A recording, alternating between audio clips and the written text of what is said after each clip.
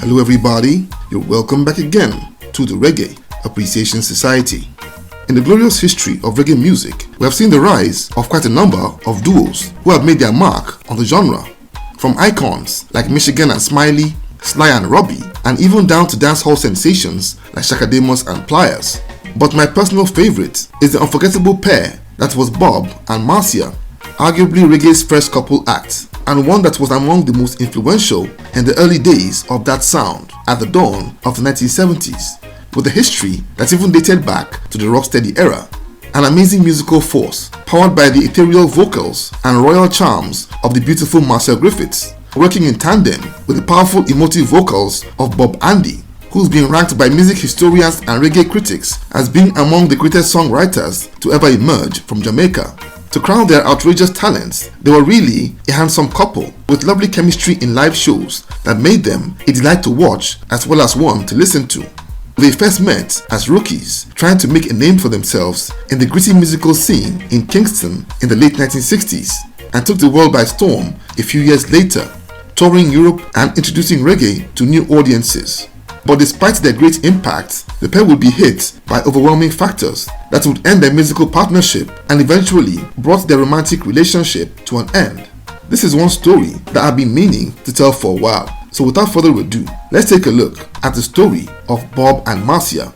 Now this tale begins with a vocal trio called the Binders, which comprised of singers Tyrone Evans, Junior Menz, and a 20-year-old lead singer in Bob Andy in 1964. That year, they added a fourth member in John Holt, who like Bob Andy was a gifted vocalist and amazing songwriter. But not long after, tensions between Andy and John Holt led him to quit the Binders and to focus on a solo career. And soon after he left, the Binders would become known as the Paragons. Bob Andy took his amazing skills to Jamaica's own University of Music in the legendary Studio One, overseen by the equally legendary Coxsone Dodd. Over there, he would record his own music and also write songs for Studio One's artists like Delroy Wilson and Ken Booth.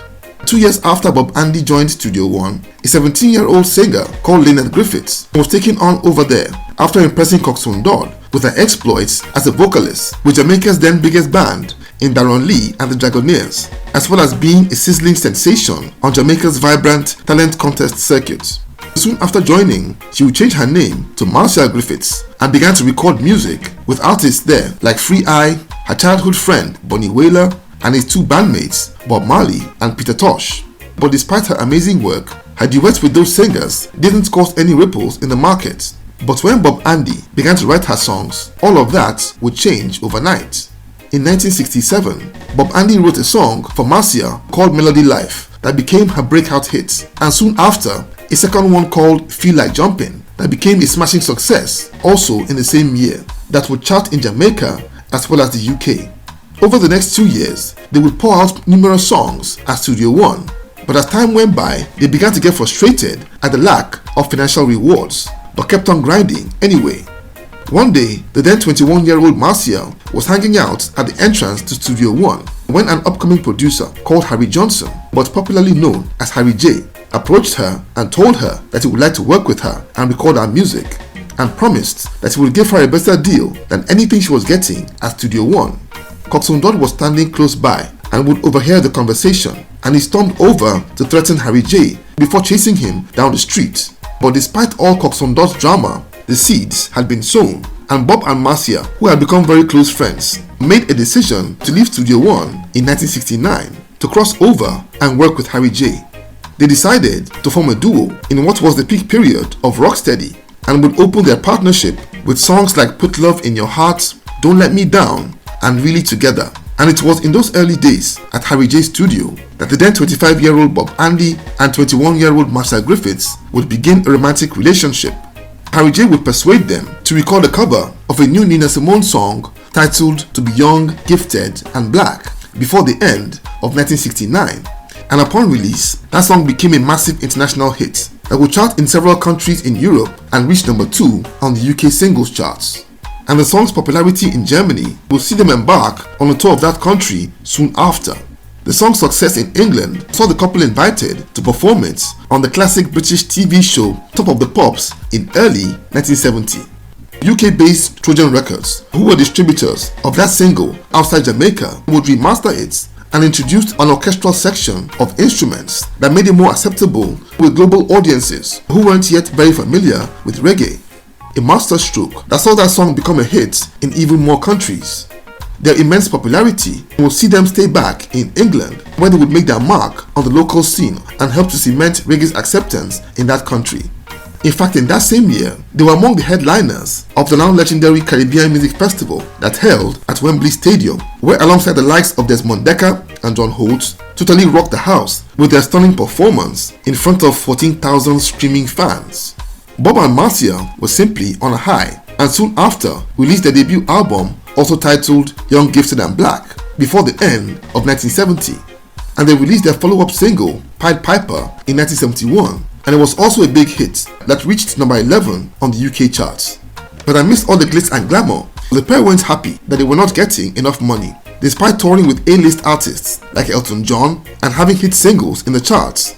And they soon after found out that almost all the money was going straight to their producer, Harry J. And in frustration, they left England and returned to Jamaica in late 1972 after more than 2 years in the UK. But despite the sour experience, they were still buzzing from all the global exposure and would continue to make new music. And they would put out songs like Lean On Me and Sweet Memories, which were all at best moderate hits. But their love affair would soon run into very serious challenges, as Bob Andy would soon undergo a spiritual conversion. Those were the days that Jamaican music had morphed from softer material like rocksteady to the revolutionary and spiritual admonitions of roots reggae. Bob Andy would discover the Rastafarian faith around 1973 and began to put out conscious songs like You Don't Know and Fire Burning, and his newfound faith began to come in between him and Marcia.